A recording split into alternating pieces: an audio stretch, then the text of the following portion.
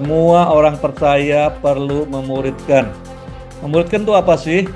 Membawa orang yang jauh dari Tuhan, dibawa dekat kepada Tuhan, dikenalkan pada Tuhan, dan didorong, ditolong supaya bertumbuh jadi sama seperti Tuhan Yesus.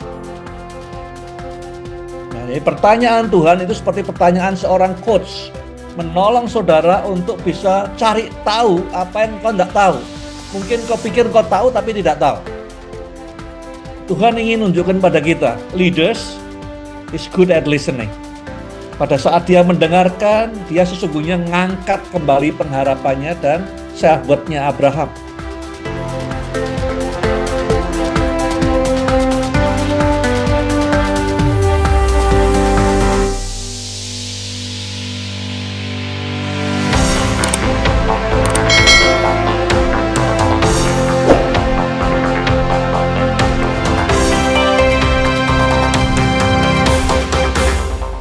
Setiap kita tidak boleh berjalan sendiri. Saat terakhir sekali sebelum Tuhan naik ke surga, dia beri kita satu amanat namanya Great Commission, amanat agung. Isinya intinya apa?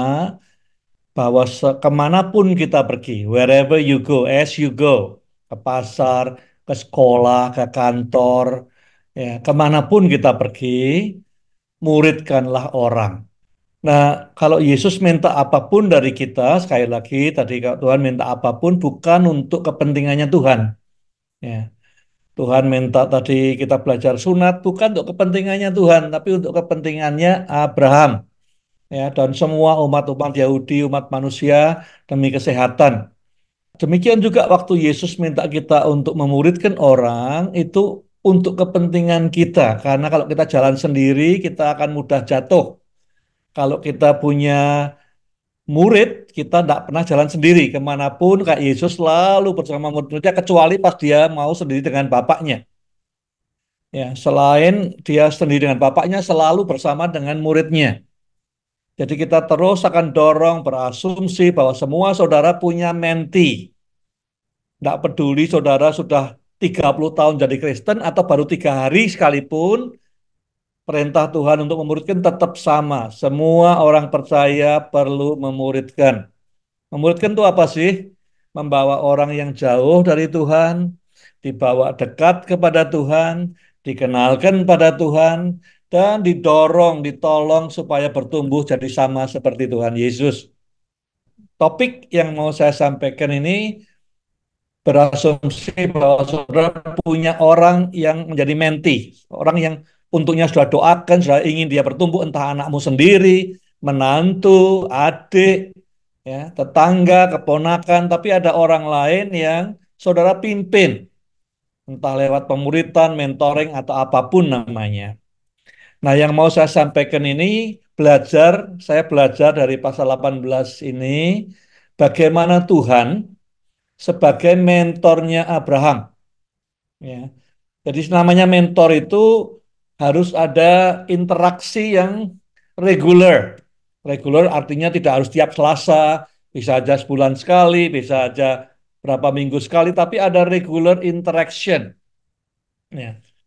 Nah, saya punya mentor, salah satunya di India namanya CB. Dalam setiap saat dia call, dia tanya beberapa hal, cek kondisi saya seperti apa. Nah, ini Tuhan. Walaupun nampaknya orang berpikir bahwa Tuhan ini mau mengunjungi Sodom, mau lihat omongan orang benar apa tidak, tetapi sesungguhnya menurut saya tujuan utamanya adalah ketemu dengan Abraham dan Sarah. Karena semua rencananya memberkati, menyelamatkan, menebus semua dari pasangan ini. Jadi penting sekali interaksi antara Tuhan dengan Abraham dan Sarah, antara mentor dengan mentinya, penting.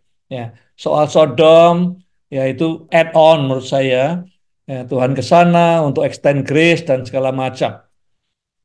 Nah, topik yang saya pelajari dari 18 ini adalah 4 hal yang dia ingin cek atau dia tanyakan atau dia kerjakan untuk mentinya saat interaksi reguler. Jadi saudara bisa belajar dari sini 4 topik paling penting dalam pertemuan berkala antara mentor dengan orang yang dipimpinnya. Yang pertama, Di pasal 18 ayat 9, setelah itu, jadi setelah dikasih hidangan dan segala macam, dimasakin oleh Sarah, ya. Mereka, ketiga orang ini berkata kepadanya, kepada Abraham. Ini conversation pertama ya. Di mana Sarah istrimu? Nah, sekali lagi saya ingatkan kalau Tuhan nanya, itu bukan berarti Tuhan tidak tahu. Ya, waktu dia nanya ke Adam, Adam di manakah engkau? Bukan Tuhan tidak tahu Adam di mana, Tuhan tahu Adam di mana. Waktu Adam, waktu Tuhan nanya ke Kain, Kain di mana adikmu Habel? Bukan Tuhan tidak tahu Habel di mana, Tuhan tahu. Jadi kalau Tuhan nanya, sampai suatu saat Tuhan tampil dalam hidupmu dan bertanya, bukan Tuhan tidak tahu, tapi Tuhan tahu bahwa saudara tidak tahu. Nah, jadi pertanyaan Tuhan itu seperti pertanyaan seorang coach, menolong saudara untuk bisa cari tahu apa yang kau tidak tahu. Mungkin kau pikir kau tahu tapi tidak tahu. Ya. Abraham jawabnya apa? Dia di tenda, di dalam kemah katanya. Ya Tuhan tentu tahu, yang dimaksud Tuhan bukan sekedar secara fisik dia ada di mana. Jadi ada dua hal. Yang satu yang Tuhan mau cari adalah kondisinya istrimu ini gimana? Kondisi rohaninya seperti apa? Ya, nanti dia tanya, kenapa kok sampai istrimu tidak percaya tahun depan akan punya anak? Kondisinya rohaninya seperti apa? Yang sudah punya menti, yang sudah keluarga, selalu mulai dengan tanya istrinya gimana, suaminya gimana, anaknya gimana. Ya, karena keluarga ini support system yang paling dekat, yang paling sangat diperlukan.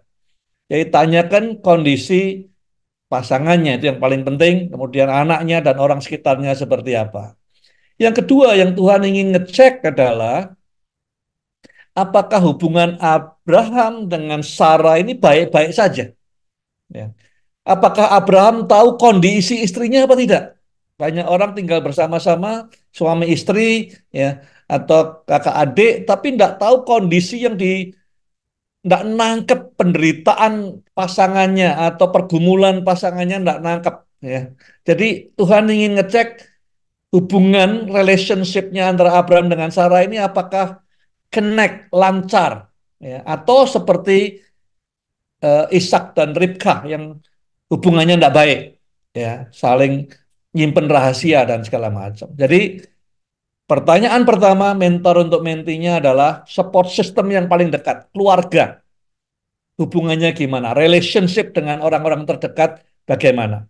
Ya, itu harus diyakinkan dulu. Yang kedua, di dalam Kejadian 18 ayat 13-14, lalu berfirmanlah Tuhan kepada Abraham, mengapakah Sarah tertawa dan berkata, sungguhkah aku akan melahirkan anak sedangkan aku telah tua? Adakah sesuatu apapun yang mustahil untuk Tuhan? Pada waktu yang telah ditetapkan itu, tahun depan, aku akan kembali mendapatkan engkau. Pada waktu itulah Sarah mempunyai seorang anak laki-laki. Jadi Tuhan ingin ngecek setelah sekian lama nunggu, apakah dia masih mendapati iman di dalam Abraham dan Sarah sebagai bapak dan ibu orang beriman. Ya, karena sekali lagi Ibrani mengatakan tidak ada yang bisa menyenangkan, pleasing God di luar iman tidak ada. Ya. Jadi satu-satunya jalan adalah apakah masih ada iman. Kalau mau menyenangkan Tuhan, apakah masih beriman? Iman terhadap apa? Terhadap Tuhan, terhadap janjinya. Yang kedua, iman berkaitan dengan hope. Ya. Masih ada enggak pengharapan? Hope adalah aset leadership yang paling powerful. Kalau orang enggak punya hope lagi, sudah enggak ada harapan lagi. Kenapa kita masih melangkah? Kenapa kita masih berusaha? Karena ada hope, pengharapan. Ya, pengharapan itu aset yang luar biasa. Kalau ada satu hal yang sudah bisa investasikan ke orang-orang sudah pimpin, anakmu, istrimu, suamimu, semua, ya, staf, pengerja, investasikan hope supaya mereka melihat it's possible. Banyak orang-orang pemimpin hamba Tuhan yang tidak finish well, ya. Bukan karena iblisnya lebih kuat, tetapi karena mereka sudah melupakan. Jadi janji Tuhan tidak lagi dianggap sebagai landasan iman dan pengharapan. Ya Tuhan genapi, syukur, enggak genapi ya sudah. Ini artinya sudah tidak ada power terhadap janji Tuhan, tidak ada powernya lagi untuk drive saudara. Nah kalau sudah tidak ada power terhadap janji Tuhan ini, ya gampang sekali jadi serangan iblis masuk dalam kehidupan kita.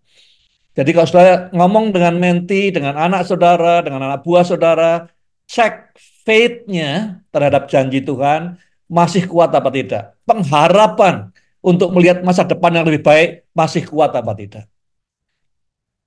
Nomor tiga, yang Tuhan ingin lihat adalah friendship. Ya, di pasal 18 ayat 17, berpikirlah Tuhan, apakah aku akan menyembunyikan kepada Abraham apa yang hendak kulakukan ini? Di perjanjian baru dikatakan bahwa aku tidak menyebut lagi engkau hamba, karena hamba tidak ngerti yang dipikirkan oleh tuannya. Aku menyebut engkau sahabat. Ini konteksnya sama seperti itu.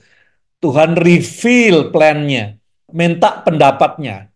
Dua hal, memberi assurance kepada Abraham, kepada mentinya bahwa friendship-nya kuat. Ya, jadi you are not alone. Tapi juga mengangkat apa self worth-nya Abraham bahwa kamu nih saya Tuhan yang besar yang tidak ada batasnya ini minta pendapatmu. Ya, you are important. What you think is very important. Sampai Tuhan mau dengar kamu. Diajak 50, 40, 30, 20, Tuhan mau dengar. Ya, Tuhan share dan minta pendapatnya. Jadi kalau sudah ketemu dengan menti, dengan anak saudara, yang nomor tiga ini adalah assurance you are not alone. Satu itu. Dan kedua, inject something yang bisa ngangkat harga dirinya, self worth-nya. Ya. Dengarkan banyak anak-anak pendeta, anak hamba Tuhan yang jadi nakal dan segala macam karena tidak pernah ada orang yang dengerin. Kebanyakan orang dewasa cuma judgment dan tidak mendengarkan. Jadi Tuhan ini mendengarkan. Jadi persoalannya, pertanyaannya, kenapa sih Tuhan kok terus nuruti Abraham tawar-menawarnya? Tuhan ingin menunjukkan pada kita, leaders is good at listening. Pada saat dia mendengarkan, dia sesungguhnya ngangkat kembali pengharapannya dan sahabatnya Abraham. Apa yang kamu sampaikan penting buat saya. Diterima walaupun dia cuma manusia biasa, ini Allah yang dengerin. Ya. Jadi yang nomor tiga yang penting saudara investasikan di Menti kalau ada pertemuan reguler adalah assurance of friendship. Ya. Dan yang kedua, cari cara untuk ngangkat self worth-nya. Dengarkan, ya terima pendapatnya mungkin tidak sempurna, ya, tetapi tetap dengarkan. Dan yang terakhir di pasal 18 ayat 19, sebab aku telah memilih dia supaya diperintahkannya kepada anak-anaknya dan kepada keturunannya, supaya tetap hidup menurut jalan yang ditunjukkan Tuhan dengan melakukan kebenaran dan keadilan. Dan supaya Tuhan memenuhi kepada Abraham apa yang dijanjikan kepadanya. Jadi Tuhan ingin ngecek apakah dia masih fit untuk memimpin yang punya dampak bergenerasi-generasi kemudian. Ya, ayatnya mengatakan supaya diperintahkannya kepada generasi-generasi berikutnya untuk hidup benar dan hidup adil. Jadi Tuhan ingin ngecek apakah value-nya, apakah dia tetap fit. Artinya value-nya masih kuat tentang justice, tentang compassion. Jadi dengan dia apa namanya advocate untuk Sodom itu ada dua hal yang dikerjakan. Yang pertama compassion. Kalau sampai ada orang benar, ada 10, ada 20, ada 30.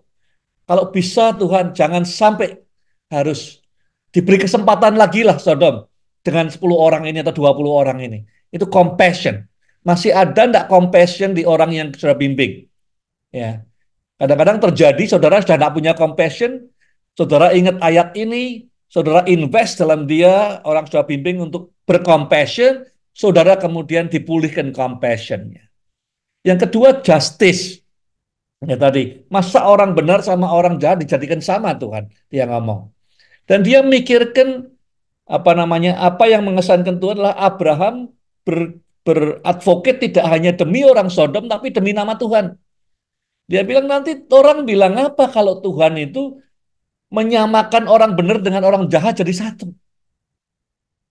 Jadi Tuhan dari waktu ke waktu kita juga harus dari waktu ke waktu ngecek orang yang kita bimbing, anak kita, value-nya, value, biblical value, khususnya tentang compassion, tentang keadilan. Karena ini yang membuat dia berhak memimpin yang punya dampak bergenerasi-generasi kemudian. Jadi ada 4 hal talking point. Ya, kalau sudah ngomong dengan anakmu, dengan anak buahmu, dengan mentimu, tidak harus empat-empatnya langsung keluar semua. Tapi salah satu, salah dua, salah tiga, salah empat menjadi talking point. Menuntun sampai mereka bisa berhasil dan berdampak dalam hidup ini. Nah, Abraham mengambil resiko. Pasal 18 ayat 25, jauhkan kiranya daripada Tuhan. Kok dia berani ya menawar dengan Tuhan itu gimana? Yaitu dia nasihati Tuhan malahan, yaitu membunuh orang yang benar bersama dengan orang yang jahat, seolah-olah orang benar disamakan dengan orang jahat. Jauhlah itu daripada Tuhan, masakan hakim segenap bumi, tiada membenarkan mana yang benar. Jadi Abraham ini ngambil resiko yang besar. Kenapa dia berani ambil resiko yang besar? Ya dua hal. Satu, karena kasihnya kepada Tuhan. Dia tidak ingin reputasinya Tuhan ditangkap salah oleh orang-orang. Seakan-akan Tuhan tidak peduli, tidak adil. Orang benar, orang salah. Dia apa namanya? Dia berani karena dia mengasihi Tuhan. Dia tidak ingin Tuhan tercela. Ya. Yang kedua, dia compassion, kasih kepada orang-orang di Sodom. Kasih yang besar membuat dia berani nanggung resiko itu. Karena kasih pada orang, kasih pada Tuhan, dia berani nanggung resiko. Sekarang pertanyaannya, buat weekend ini, untuk saudara refleksi sendiri, when was the last time? Kapan terakhir kali saudara mempertaruhkan sesuatu yang signifikan? Ya, Abraham ini berani mempertaruhkan eh, hal besar di hadapan Tuhan, berani nawar berkali-kali. Ya. Karena dia mengasihi Tuhan, dia tidak ingin nama Tuhan tercela, dan dia mengasihi orang-orang diberi kesempatan. Kalau boleh, Tuhan diberi kesempatan sehari lagi, 2 hari lagi, sebulan lagi.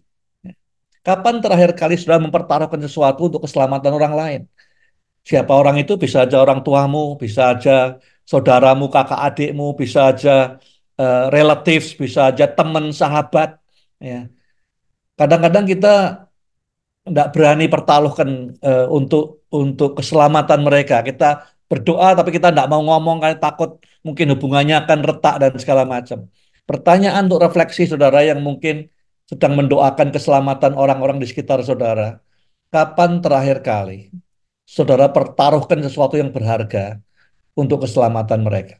Seperti Abraham mempertaruhkan untuk keselamatan Sodom. Kalau Tuhan boleh diberi grace lagi sebulan lagi, 2 bulan lagi, 3 bulan lagi, 3 tahun lagi sebelum penghakiman itu turun.